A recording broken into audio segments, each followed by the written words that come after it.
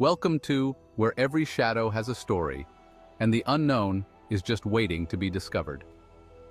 Tonight, we begin a chilling tale that unfolds in the heart of Blackwood Forest, a place where whispers hide in the wind, and those who enter often don't come back the same.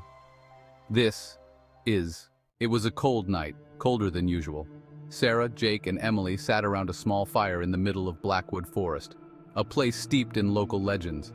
Everyone in town knew the stories. Disappearances, strange voices, warnings never to stay past dark. But Sarah wasn't one to believe in ghost stories. None of them were.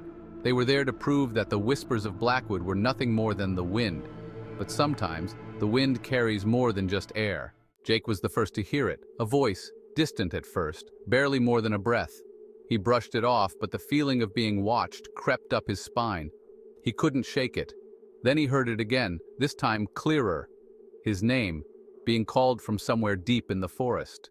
As the fire crackled and the trees swayed, something moved at the edge of the clearing. A figure, standing perfectly still. Too far to make out any details, but close enough to know they weren't alone. Jake called out. No response. The figure remained motionless, watching.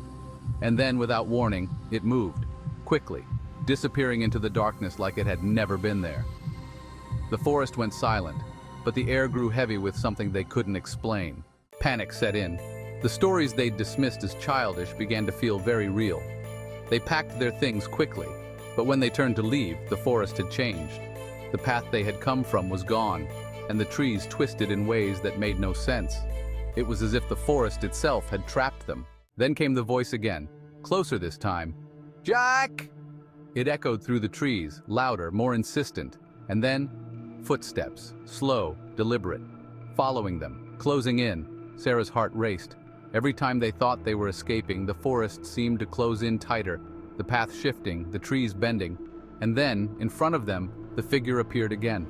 But this time, it wasn't alone. Dozens of figures, barely more than shadows, stared from between the trees. Their eyes glowed faintly in the darkness, and their smiles, too wide, too unnatural. The forest had come alive, and they were the prey. The forest had taken them, and the night had only just begun. What waits for them in the shadows of Blackwood? Will they ever make it out, or will the whispers consume them too? Join us next time for part 2 of. And remember, the darkness is always closer than you think. Don't forget to like, subscribe, and hit the bell. You won't want to miss what happens next. Here on